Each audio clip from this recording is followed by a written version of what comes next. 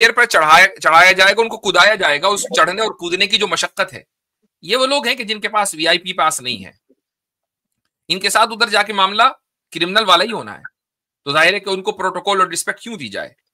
और कुछ लोग वो हैं कि जिनके लिए दरवाजा खोला जाएगा, उनके पास वीआईपी पास है, उनको प्रोटोकॉल मिलेगा, क्योंकि आगे जाके उनके साथ मामला अच्छा होना है भाई। तो बस बरज़ख की यही हकीकत है। तो ये आप भी कह रहे हैं कि बरज़ख में हर बंदा नहीं जाएगा, बरज़ख is for some people only. नहीं नहीं नहीं नहीं, हर बंदे को बरज़ख से गुजरना है। अच्छा, तो मरने मेरा के बाद रूह बरज़खी में जाए। नहीं, तो फिर क्वेश्चन ये अटक गया कि फिर डे ऑफ जजमेंट, मतलब उसमें जजमेंट किया जाएगा, जजमेंट कि आप कौन से खाते में जाते हो, वो आपका जजमेंट है, किस अकाउंट में जाओगे, अच्छे अकाउंट में जाओगे, खराब अकाउंट में जाओगे। लेकिन आपने बरज़ख में फिर कौन सा अकाउंट में डाल दिया आप? मतलब बरज़ख में तो जजमेंट है नहीं कुछ भी। मैंने अभी आपको बताया कि कुछ लोग ऐसे हैं कि जिन्होंने दुनिया की जिंदगी क्रिमिनल वाली गुजारी। मसलन मैं उसको एक और मिसाल देता हूं आपको, उससे थोड़ा सा और समझ में आ जाएगा। एक आदमी के ऊपर इल्जाम लगा कि उसने किसी का रेप किया, चोरी की, डाका डाला, वगैरह वगैरह, ठीक है, और दूसरे आदमी के ऊपर कोई इल्जाम नहीं लगा। उसको भी अदालत में जाना है, लेकिन उसको बतौर गवाह के जाना है। अब आप बताएं कि जिस आदमी के ऊपर इल्जाम लगा है, उसको अदालत में जाने का जो अंदाज होगा उससे मुख्तलिफ नहीं होगा कि जो अदालत में तो जाएगा लेकिन गवाह बन के जाएगा। दोनों के जाने में फर्क होगा ना। एक के हाथ में हथकड़ियां लगी होंगी, अभी तो जुर्म साबित नहीं हुआ भाई, काजी साहब फैसला करेंगे, जज साहब फैसला करेंगे, धारा वारा लगेंगी, उसके बाद उसको जेल में डाला जाएगा, चक्की पीसेगा वो, लेकिन हथकड़ी लगेगी तब जाके वो खड़ा होगा मुजरिमों की तरह, मीडिया उसको कवर करेगा, वहीं दुनिया में पता चल जाएगा ये तो चोर है, वरना क्यों अदालत में उसको घसीटा जाता। और एक आदमी जाएगा शान से गवाह बन के, उसके हाथ में हथकड़ियां नहीं लगी होंगी, बल्कि बाज मर्तबा अगर मामला सेंसिटिव है उसको प्रोटेक्शन दी जाएगी, जा रहे दोनों अदालत में। ऐसे ही इस दुनिया की जिंदगी डिटरमिन करेगी कि बरज़ख में आपके साथ ट्रीटमेंट कैसा होना है, अदालत में पहुंचने से पहले। जी, तो ऐसा भी हो सकता है बरज़ख में कि कोई इंसान एक बुरा इंसान है, लेकिन वो फिर भी उसको रिवॉर्ड मिल जाए, क्योंकि प्रॉपर तो अभी जजमेंट नहीं हुआ है ना। वो तो आप कह रहे हैं हाफ मतलब जजमेंट नहीं है, उसमें पता कुछ नहीं है, थोड़ा बहुत पता है हल्का फुल्का किसी के बारे में, जिसके बाद में ज्यादा सीवियर पता है उसको सजा देंगे। ये उस सूरत में होता कि जज अगर इंसान होता आखिरत का, लेकिन अगर उस पूरे मामलात को कंट्रोल करने वाला ही अल्लाह है, उसको तो पता है कि आपकी और मेरी दुनिया की जिंदगी कैसी है, तो वहां तो एरर जजमेंट का कोई हो ही नहीं सकता, मार्जिन ऑफ एरर है ही नहीं वहां पर। वहां तो बोल दिया ना, तो आपने उसको फिर आपने उसको वो नहीं कहा। आप देखो, एक तो होता है कि इस पे इल्जाम है, आप फिर इल्जाम मत बोले, आपने बरज़ख में ही उसके ऊपर स्टाम्प लगा दिया है, इल्जाम नहीं है वो प्रूवन फैक्ट है। खुदा के यहाँ जो फैसला होना है ना, वो फैसला खुदा के लिए नहीं होना है कि खुदा को नहीं पता चल रहा कि भाई तुमने जुर्म किया है कि नहीं किया। ये फैसला इंसान के लिए होना है। इंसान को अपने जुर्म का पता चलना चाहिए कि मेरे ऊपर ये फर्द जुर्म आयद हुई है। खुदा को तो आज भी पता है कि जाना किधर है, अभी तो बरज़ख में भी नहीं पहुंचे। नहीं, लेकिन बरज़ख में आपको पता हुआ फिर कि भाई मेरा क्या डेस्टिनेशन है, क्योंकि बरज़ख में ही आपका पनिशमेंट और रिवॉर्ड आप कह रहे हैं ना, बरज़ख में मिलेगा आपको। तो काफिर को तो आंख बंद करने से पहले पता चल जाएगा कि उसका आखिरत में क्या होना है। इस दुनिया में आंख बंद करने से पहले काफिर को अंदाजा हो जाएगा कि आगे उसके साथ क्या मामला होना है। लेकिन उस वक्त वो काफिर का तो ठीक है, चलो काफिर का तो ठीक है, मुस्लिम की भी बात कर लेते हैं, जिसने कुछ क्राइम किया हो। अब रही ये बात मुसलमान की, तो बरज़ख की जिंदगी में सुकून ना मिलना भी, राहत ना मिलना भी एक तरह की परेशानी है। बिल्कुल। तौर पर एक आदमी को आप कहे भाई तुम नॉर्मल लाइन से जाओ, इकोनॉमी में जाओ, तुम साथ में एक ही वक्त में, जो फर्स्ट क्लास में जो बंदा बैठा है वो भी उसी वक्त पहुंचेगा, इकोनॉमी में जो बैठा है वो भी उसी वक्त पहुंचेगा, लेकिन इकोनॉमी वाला नॉर्मल बंदा है, फर्स्ट क्लास वाला अमीर आदमी है, ठीक है। तो अब ये फर्क है ना कि एक आदमी जो दुनिया की जिंदगी में अच्छे अच्छे काम करके, तौबा करके अपने तमाम गुनाहों की जा रहा है, भाई चलो फर्स्ट क्लास में पहुंचो, और एक आदमी आम मुसलमान है, चलो भाई इकोनॉमी में, जाना तो एक ही जगह है।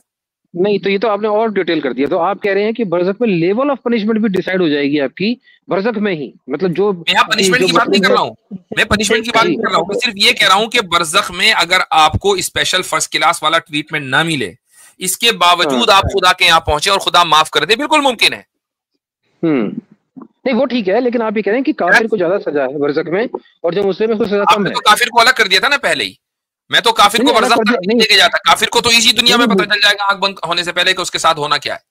नहीं, मुझे लगा आपने दो डिटेल बोली। आपने बोला कि नॉन मुस्लिम को तो कुछ नहीं होगा, वो बस पीस ऑफ माइंड नहीं होगा, और जो नॉन मुस्लिम को तो सीधा पनिशमेंट मिल जाएगा बरज़ख में, पनिशमेंट मिलना शुरू हो जाएगा। पनिशमेंट तो शुरू हो जाएगी, जी। और जो नॉन मुस्लिम, जो मुस्लिम है, उसको सिर्फ पीस ऑफ माइंड नहीं होगा, पनिशमेंट कोई नहीं मिलेगा, ऐसा ही है?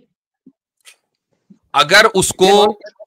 जी। ये ऑब्वियसली ये केस टू केस वेरी करता है कि ओके, इस ओके। इस बात का इम्कान है कि एक आदमी को कहा जाए कि तुम इकोनॉमी में भी नहीं, तुम तो लगेज जहां रखा जाता वहां बैठो, ठीक है। अब वो आदमी खुदा की अदालत में गया और उसकी सिफारिश हो गई, मसलन शफात हो गई, जिसको शफात बोलते हैं। रसूल अकरम सल्लल्लाहु अलैहि वसल्लम ने हाँ। सिफारिश कर दी, तो ठीक है, चलो भाई ठीक है, तुम यहां तक पहुंचे, जो तुमने मशक्कत उठाई ना, यही तुम्हारे गुनाहों का कफारा बन गया, चलो जन्नत में। बिल्कुल मुमकिन है। नहीं, पर ये इसमें मुझसे फिर भी सर कल बात हुई थी। मेरी एक अभी मिनट, या तो ही हिसाब से, तो ही हिसाब से कल मेरी जो बात आपसे हुई थी कल, कल उन्होंने एक मुझसे आपसे बोला बात था हुई थी। कि एक कल हाँ, डे मेरे से ऑफ बात हुई जजमेंट थी में आपकी। ही डिसाइड होगा क्या होगा। बरज़ख में तो सिर्फ आप मान लो एक तरीके से आप हाइब्रिडाइजेशन मोड में हो, बरज़ख आपकी आत्मा का सो ही रहेगी। जनरल जी सोल आसिम भाई, भाई। जी, कल कल जो है वो आपसे मेरी बात हुई थी, और जी। बरज़ख के बारे में नहीं हुआ था, डे ऑफ नहीं जजमेंट हुआ के था। बारे में हुआ था क्या? हाँ, डे ऑफ हाँ, लेकिन जजमेंट ये के बोला बारे था, में। एक ये बोला सेकंड, था मुझे कि मैं आप हाइबरनेशन में रहेगी आपकी सोल। और नहीं, जब वो जब मैंने नहीं बोला, जब जज हाइबरनेशन मैंने एकदम बिल्कुल बेइस्तेमाल, बरज़ख के बारे में मैं ज़्यादा कुछ बोला ही नहीं आपको। हाँ। मैं तो ये कल मैंने आपको बता दिया था कि डे ऑफ जजमेंट जो है वो क्यों सबका एक साथ होना ज़रूरी है, क्यों सबका एक साथ जी, होगा। बिल्कुल। आपका ये सवाल था एग्रीड। कि डे ऑफ जजमेंट जो है जैसे ही मरता है आदमी तो वैसे ही उसका शुरू हो जाए, उसका जज यानी कि उसका जो है जन्नत जाना है, जहन्नम जाना है, वैसे उसको बता दिया जाए। तो उसको बिल्कुल, मैंने बिल्कुल। आपको बता दिया था कि हमारे यहाँ जो हुकूकुल इबाद का कॉन्सेप्ट है, वो लिमिटेड टू हाँ। ह्यूमन नहीं है, बल्कि उसमें नॉन ह्यूमन भी आते हैं, सब आते हैं। तो उस दिन सारे के सारे इन डिटेल जो है वो ये होना है, एक-एक एग्रीड। चीज़ का होना है। बरज़ख के बिल्कुल। अंदर क्या होता है, देखिए बरज़ख का जो मसला है, बरज़ख में अल्लाह सुब्हानहू व तआला खुद हिसाब-किताब नहीं लेते। डे ऑफ हाँ। जजमेंट में फ़र्क क्या है कि वहाँ खुद आपको अल्लाह सुब्हानहू व तआला वहाँ जो है वो हिसाब-किताब अल्लाह सुब्हानहू व तआला के सामने हो। ठीक है? वो यानी कि आप डायरेक्टली जो है वो किनके इसमें जवाबदेह होंगे, अल्लाह सुब्हानहू व तआला के इसमें। बरज़ख में नहीं है। बरज़ख में जो कॉन्सेप्ट है वो ऐसा है, मिसाल के तौर पे समझें कि यहाँ आपके ऊपर जो है एक चार्ज शीट बन जाएगी बस। नहीं, नहीं, पनिशमेंट ऐसा भी है ना समझ लें उसमें। आप। पनिशमेंट भी है सर, नहीं, सिर्फ चार्ज ठीक है, शीट नहीं है। वो पनिशमेंट देखें, पनिशमेंट 2 तरह का। एक पनिशमेंट होता है जो आपको जज सुनाता है और फिर होता है, और एक वो होता है जो चार्जशीट की बुनियाद पे, जैसे कि बहुत सारी धाराएँ लगती है, तो उसमें जो चार्जशीट बना रहा होता है जो पुलिस, उसके पास भी कुछ इख्तियारात होते हैं, भई लॉकअप में आपको डाल दें। ठीक है? ऐसे सिर्फ जो है सिर्फ वो सिर्फ आपके ऊपर धाराएँ सर, होती सिर्फ हैं। सिर्फ लॉकअप, सिर्फ लॉकअप, नथिंग एल्स। कोई पुख्ता नहीं होते, हाँ, कुछ नहीं कर सकता वो आपके साथ। वो भी एक तरह का पनिशमेंट है ना, लॉकअप भी एक तरीके का पनिशमेंट ही है। ठीक है ना? नहीं, वो भाई तो उन्होंने लेकिन वो पीस ऑफ इस माइंड। तरीके का शरीफ आदमी पनिशमेंट तो नहीं होता। लॉकअप में भी नहीं जाना चाहता ना। एक शरीफ आदमी तो नहीं, लॉकअप में भी नहीं देखिए, जाएगा। बड़ा भैया और सर, ये लॉकअप में आप जाने इसमें, का मतलब ये नहीं है इटर्नल सोल के अब उसको सजा मिलेगी ही मिलेगी। मुसलमान की बात हो रही है। ऐसा हो सकता नहीं, है नहीं। कि उस पर कोई फर्द जुर्म आयद हो, कोई धारा वारा लगे, लेकिन उसके बाद उसको माफ कर दिया जाए। हाँ, माफ कर दिया मतलब हेल भेजने के बाद हेवन भेज दिया जाए, लेकिन उसकी नहीं सजा नहीं तो नहीं उसको नहीं नहीं मुकम्मल नहीं मिलेगी। नहीं नहीं नहीं नहीं जी, नहीं, उसको जी। वहीं से जन्नत में ही हाँ। भेजा जाए, हेल ना जाए। कि भाई जितनी अच्छा, मशक्कत तुमने उठाई है, लॉकअप में तुम 2-3 दिन तुमने गुजारे हैं, चलो बस ये हो गया तुम्हारे लिए काफी।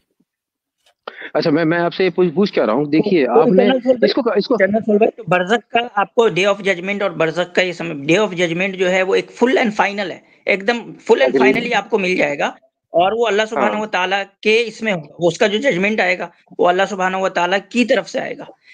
बरज़ख का हाँ। जो है मसला, वो अल्लाह सुब्हानहू व तआला की तरफ से वहाँ आपको जजमेंट नहीं आ रहा। वहाँ बेसिकली जो है समझ लें कि कुछ दरोगा हैं, वो वहाँ बैठे हैं, आपसे कुछ बेसिक सवाल करेंगे और उसकी बुनियाद पे वो अपनी चार्जशीट बना देंगे। अगर आपने उनके बेसिक सवालों के आंसर दे दिए सही तौर पे, तो ठीक है भाई, आपको कहा जाएगा भाई आराम करो, तुम यहाँ से सो जाओ। अगर आपने नहीं दिया तो वो बिल्कुल। आप पे दरोगा मुसल्लत रहेगा, तुमने जो है वो सही सो- सही ज़िंदगी तो, गुज़ारी नहीं है, क्योंकि तुम तो मेरे मैं सही प्रैक्टिकल सवाल का जवाब नहीं दे रहे हो। प्रैक्टिकल से थोड़ा डिफरेंशिएट कर लेता हूँ। जो प्रैक्टिकल जो आप बता रहे हो, जो लॉ एंड ऑर्डर वाला, उसमें तो पनिशमेंट नहीं दे सकता है वो आपको, सिर्फ लॉकअप में आपको स्ट्रेस दे सकता है।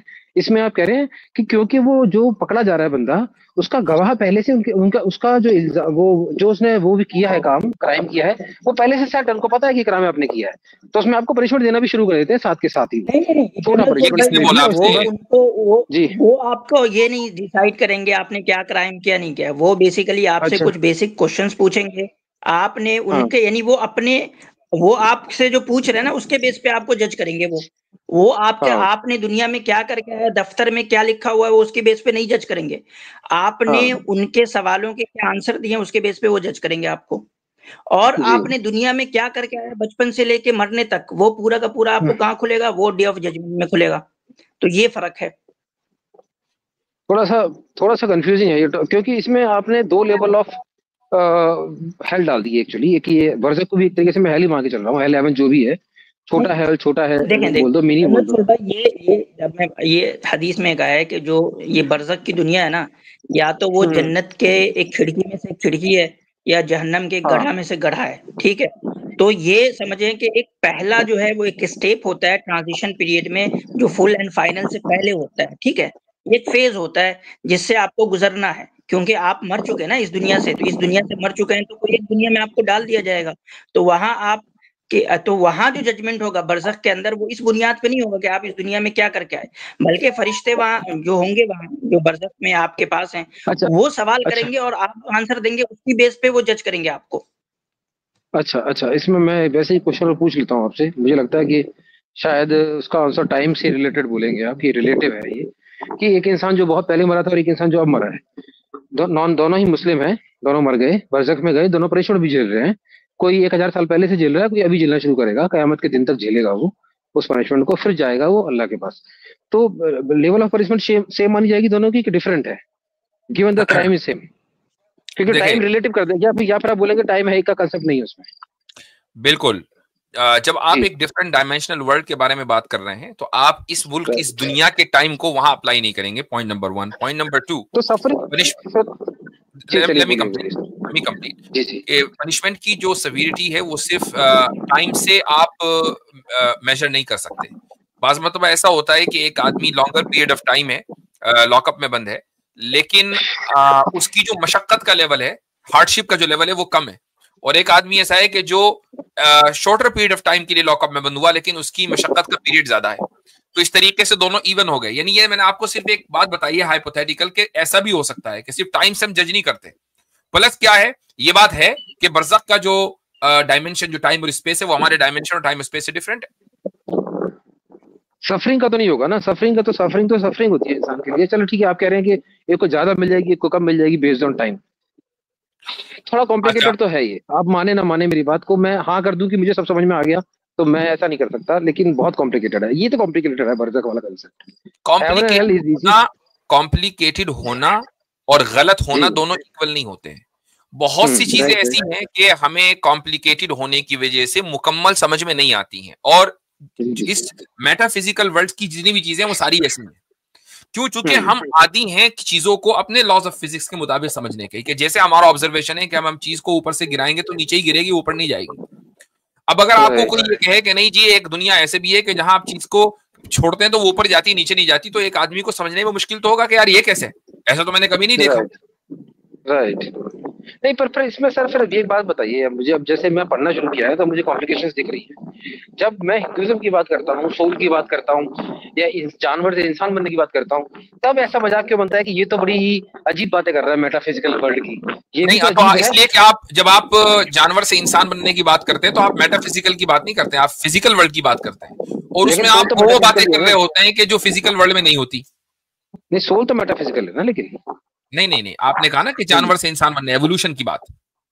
नहीं मैं एवोल्यूशन की बात नहीं कर रहा हूँ, मैं सोल की बात कर रहा हूँ, रीइंकार्नेशन की बात कर रहा हूँ।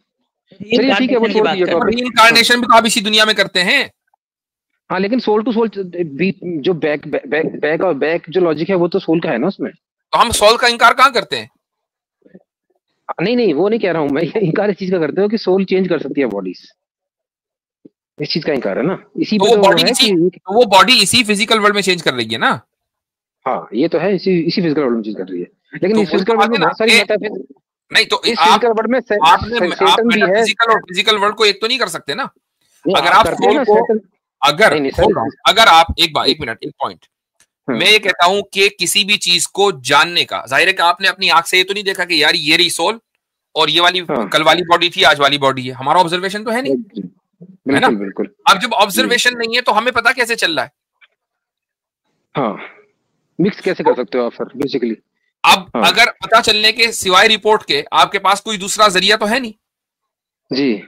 रिपोर्ट की नहीं तो आप ऑथेंटिसिटी की बुनियाद पर हम कहेंगे ना कि भाई आप जिन रिपोर्ट्स को आप मान रहे हैं आप उनको ऑथेंटिक प्रूफ करें, जिन रिपोर्ट्स को हम मान रहे हैं हम उनको ऑथेंटिक प्रूफ करते हैं। अगर दोनों रिपोर्ट्स खुदा की तरफ से आई हैं और अगर आप कह रहे हैं कि नहीं आप वाली यानी हमारी वाली रिपोर्ट खुदा की तरफ से आई है, आप वाली रिपोर्ट जो है ऋषि मुनियों ने लिख दी वैसे खुदा की तरफ से नहीं आई है, तो फिर जाहिर है कि हम उस हाँ रिपोर्ट को क्यों माने भाई? हाँ चलिए, वो तो ठीक है, वो तो आपका क्लेम है ना, खुदा की तरफ से आई। अच्छा मेरा क्वेश्चन दूसरा ये है इसमें कि आप भी तो नहीं, सैटर्न यही जिन तो मेन सबको क्वेश्चन मानते है, हैं।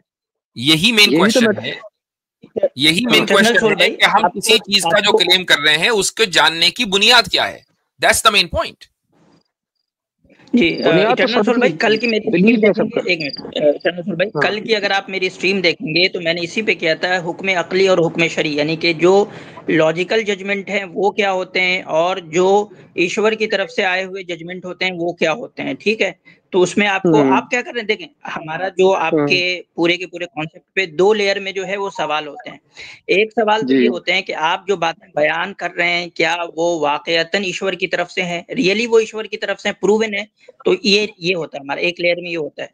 दूसरा ये नहीं है होता सर है कि प्रूवन। आप जो बातें कह रहे हैं, क्या कह रहे हैं, हाँ, नहीं है प्रूवन, नहीं है ठीक है, तो प्रूवन सपोज, हिंदुइज्म, मगर तो हाँ, मैं गारंटी तो नहीं दे सकता। जी। हाँ, तो ये देखें, पहले लेयर में ये सवाल होता है कि जो मिसाल के तौर पे इस दुनिया के बाद इंसान का क्या होगा, ये हम अकल से नहीं पता कर सकते, ना हम ना आप, हम्म। ये ईश्वर ही बताएगा कि इस दुनिया के बाद इंसान का क्या होगा। तो आप जो अग्री। डिस्क्रिप्शन दे रहे हैं कि इस दुनिया के बाद इंसान का क्या होगा, क्या वो ईश्वर की तरफ से है? अगर ईश्वर की तरफ से होगा तो मानेंगे, नहीं होगा तो नहीं मानेंगे। दूसरी चीज ये जी। कि आप जो बातें बता रहे हैं वो हुक्म अकली के भी खिलाफ नहीं होना चाहिए। मतलब जैसे मिसाल के तौर पे आप ये राइट। कहें कि हम्म। इंसान, यानी इंसान मरने के बाद जो है वो जो है वो पार्ट जो है ना वो होल से बड़ा हो जाता है। मतलब इस दुनिया में हम्म। तो भाई जो पार्ट है वो होल से छोटा होता है, लेकिन उस दुनिया में हम्म। जाके जो पार्ट है ना वो होल से बड़ा हो जाता है। या आप ये कहें कि हम्म। इस दुनिया में तो एग्जिस्टेंस एग्जिस्टेंस होता है और दूसरी दुनिया में जाके एग्जिस्टेंस नॉन एग्जिस्टेंस हो जाता है। तो इस तरह की हम्म। बात को भी हम नहीं, अब जैसे रीइंकार्नेशन में हमारी दो लेयर में आपसे जो है वो क्वेश्चंस होते हैं। एक यही कि क्या ये प्रूवन है, दूसरा ये कि इसमें बहुत सारी चीजें ऐसी हैं जो हुक्म अकली को वायलेट कर रही होती है, या जो रेशनल जजमेंट को, जो प्रूवन रेशनल जजमेंट है, मैं स्पेकुलेशंस की बात नहीं कर रहा हूँ, जो प्रूवन हम्म। रेशनल जजमेंट है उसको भी वो वायलेट कर रही होती है। वो इस तरीके से आप बताएंगे कि वो उसमें मैथमेटिकल इम्पॉसिबिलिटीज पैदा हो जाएगी आपके पूरे इस कॉन्सेप्ट के अंदर। तो 2 लेयर में जो है वो हमारे एतराज होते हैं। अच्छा, मैथमेटिकल इम्पॉसिबिलिटीज का तो मुझे नहीं पता है, क्योंकि मैंने एक बार आपसे लॉजिकल डिस्कशन किया है इसके ऊपर। But my question is this now, कि चलिए इस बात को नहीं मानते मेटाफिजिकल एंटिटी सोल है और जो ये रीइंकार्नेशन कंसेप्ट है, लेकिन फिर भी हम आप लोग भी तो सैटर्न को, जिन को और इन सबको मान रहे हैं, जो मैटर क्या प्रूवन है? कुछ भी नहीं प्रूवन है ना, बस एक किताब में आपने लिखा हुआ है ये उसी से मान सिर्फ रहे हैं ना अभी तो तो। इटर्नल फोर भाई सिर्फ हम इस वजह से मानते हैं क्योंकि ये हम अपने सेंसेस से और अपने अकल से नहीं पता कर सकते, ठीक है। जी ये बिल्कुल। हमें बिल्कुल। ईश्वर ने बताया इसलिए मानते हैं, क्योंकि ये जो है इसको हम कहते हैं अपने टर्म में समझियात में से है। मतलब ये ऐसी प्योर चीजें हैं जो सिर्फ और सिर्फ विटनेस के थ्रू जो है पता चल सकती है, रिविलेशन के थ्रू पता चल सकती है। लेकिन नहीं फिर इसमें, वो रिपोर्ट ऑथेंटिक है या नहीं ये हम अपनी अकल से पता कर सकते हैं। नहीं लेकिन ये आर्ग्यूमेंट क्या फर्क है। रहा फिर मेरे पास आपसे?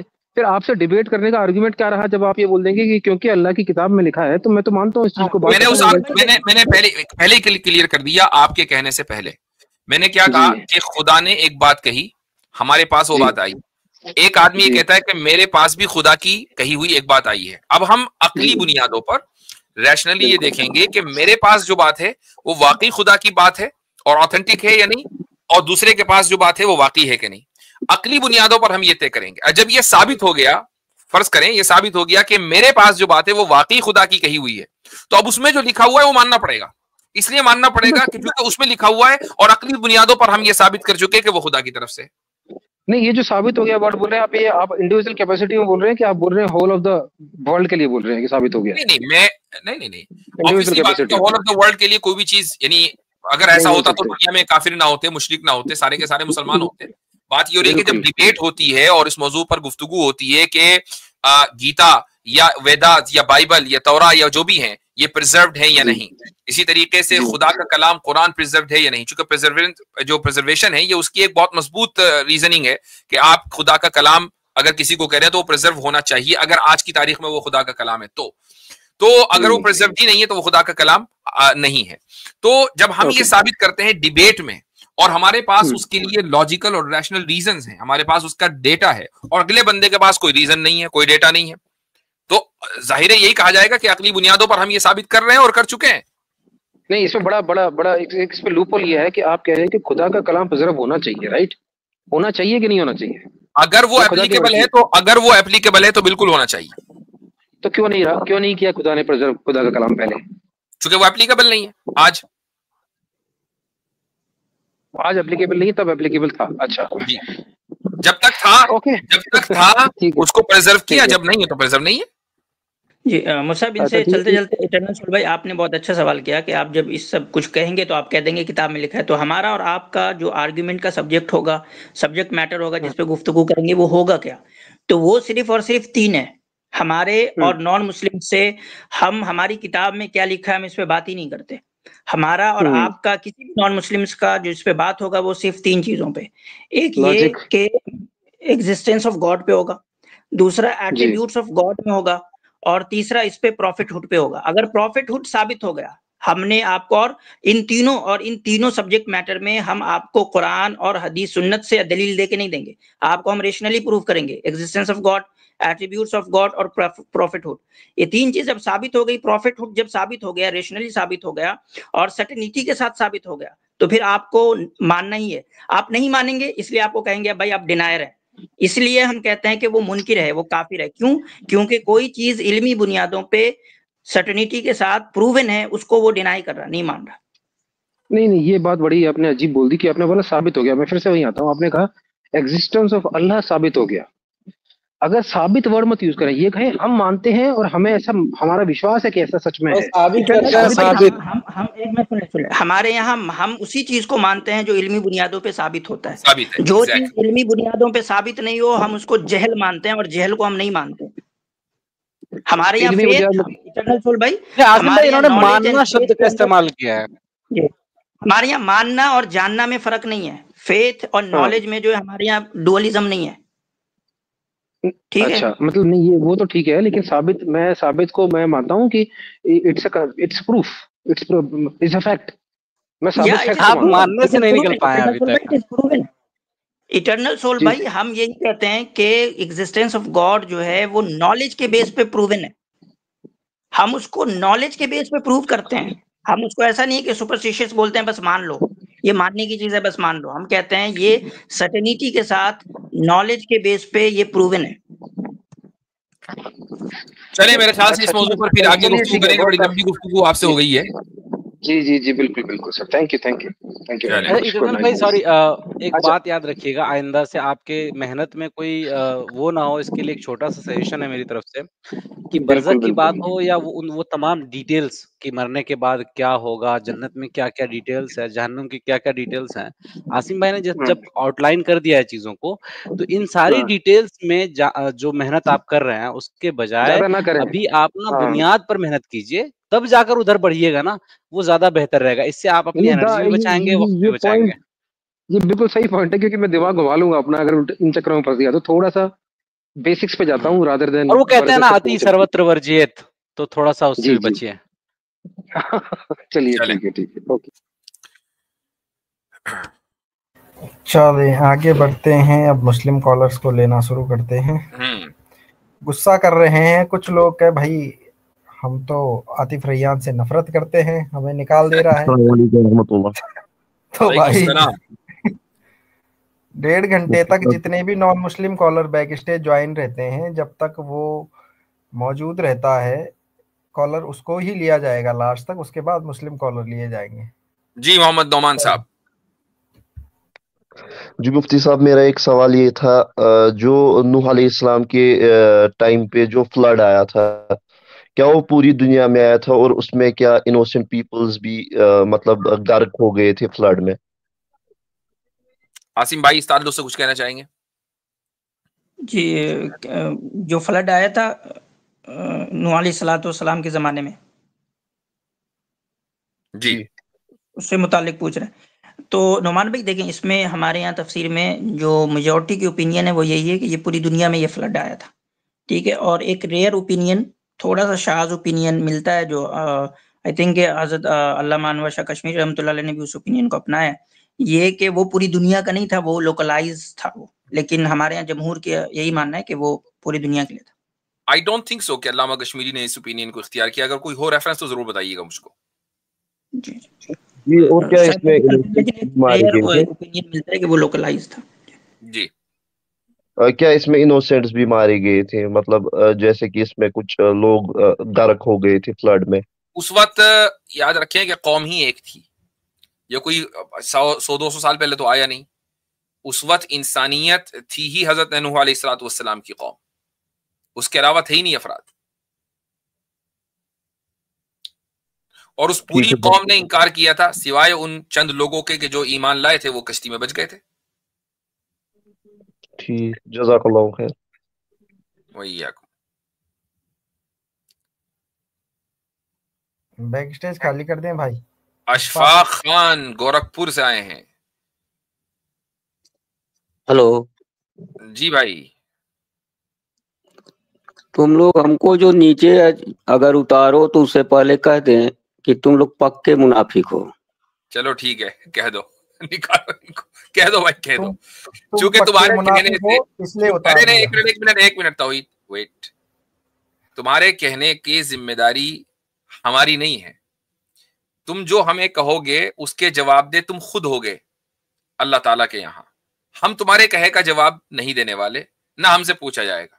तो तुम्हें जो कहना है, तुम्हें मुनाफिक कहना है, काफिर कहना है, मुशरिक कहना है, गो अहेड, तुम्हें मुकम्मल लिबर्टी है, तुम चाहे जो कहो, ठीक है। हम उससे अफेंड नहीं होते, क्योंकि हमें पता है कि तुम्हारे कहे का सवाल तुमसे होना है, हमसे नहीं होना है। और तुम्हारे कहे का हमारे ऊपर कोई फर्क पड़ता नहीं, हमारी सेहत के ऊपर, तो फिर क्या फायदा भाई, हम क्यों नाराज हो। चलो भाई आगे। मुफ्ती साहब मुझे ना रोकिएगा मत, अभी जो है ना एक छोटी सी कहानी याद आ गई इन साहब का रवैया देख करके। एक आदमी साइकिल मांगने जा रहा था अपने दोस्त से, और ये मैं पहले भी सुना चुका हूँ, लेकिन रास्ते में सोचता आया कि साइकिल मुझे देगा नहीं, ठीक है ना। उनके घर पे जाकर के वो बस इतना ही कह रहा है कि मैं ये कहने आया हूँ कि तुम्हारे साइकिल पे मैं थूकना भी पसंद नहीं करता। तो भाई भी मांगा तक नहीं है यार। खैर ये बात सही है, जबरदस्त। अच्छा वो मैंने कह दिया तो मैं अपनी बात वापस लेता हूँ, उसके लिए माजरत। हाँ, हमारा देखें, मैं अपने पूरे तमाम पैनलिस्ट से जो यहाँ हैं और जो नहीं हैं, ये कहना चाहूंगा कि ये हार्श रवैये का जवाब हार्श नहीं होता, इल्ला ये कि आप उस हार्शनेस के अंदर भी रैशनैलिटी बाकी रखें। तो मसलन अभी एक आदमी आया, उसने कहा कि मैं तो यूं कर देता अगर तारीख में मैं पीछे चले जाता, और मैं आज भी कर दूंगा, तो जाहिर है कि उसको लीगली भी टेररिस्ट कहा जाएगा, उसको हर एतबार से टेररिस्ट कहा जाएगा। लेकिन अगर एक आदमी आके हमें एकदम गाली लगे, तुम मुनाफिक हो, तुम यूं हो, तो भाई हम ऐसे लोगों को जाहिर है कि उनकी एक नफ्सियाती कैफियत के ऊपर इजहार हमदर्दी कर सकते हैं, इसके अलावा हमारे पास कुछ है नहीं। यही दरअसल वो अखलाक हैं कि जो लोग गैर मुस्लिम भी हैं वो हमें सुनना चाहते हैं और हमें सुनना पसंद करते हैं। इसका मुजाहिरा वक्तन फवक्तन होते रहना चाहिए। रसूल अकरम सल्लल्लाहु अलैहि वसल्लम को आप के लोगों ने, यानी उस जमाने में लोगों ने आप अलैहिस्सलातु वस्सलाम को क्या कुछ नहीं कहा। क्या उन्होंने जवाब में मजनून या साहिर या इस तरह की कोई बात कही? आप अलैहिस्सलातु वस्सलाम ने नहीं कहा, भाई तुम ठीक है, तुम इल्जाम लगा रहे हो, तो तुम जानो खुदा जाने, हमारा काम है वमा अलैना इल्लल बलाग, हमारा काम है बात पहुंचा देना। चलें जी आगे बढ़ें। जी ओपी साहब आप स्टेज पे। अस्सलाम वालेकुम। वालेकुम अस्सलाम। एक तो सवाल करना था मेरे को। जी जी जी। ये पूछना है, हम मान लो मुस्लिम क्या हुआ? है, लेकिन थोड़ा जोर से बोले, आपकी आवाज नहीं आ रही है। हमें बोल रहे हैं हम लोग कभी नमाज उतना नहीं पढ़ते हैं, ओके। तो मन में तो एक बसबसा टाइप का आता है, तो हम किस टाइप का मुसलमान का मतलब है। हम लोग इतना नमाज नहीं पढ़ते हैं, मन में बात आती है कि फिर क्या हुआ? मन में वसवसा सा आता है। बात क्लियर नहीं हो रही। हजरत इनका कहना ये है कि हम लोग इतना नमाज नहीं पढ़ते और मन में वसवसा आता है कि हम किस टाइप के मुसलमान हैं जो हम पूरे नमाज। हाँ, तो ये वसवसा तो बिल्कुल ठीक आता है, इस वसवसे को आते रहना चाहिए ताकि नमाज पढ़ने लगे। भाई जब आप नमाज नहीं पढ़ोगे तो ये ख्याल तो आएगा ही कि हम किस तरह के मुसलमान हैं। अगर ये ख्याल भी आए तो फिर मुसलमानी कहाँ रहे? कुछ उलमा मतलब कुछ तकरीर सुनते हैं, उसमें बताते हैं जो नमाज नहीं पढ़ते हैं मुश्रिक है, ऐसा बोलते हैं ना। नहीं, ऐसा कोई नहीं बोलता। मैं अगर आप नमाज नहीं पढ़ते हैं और ये ख्याल आ रहा है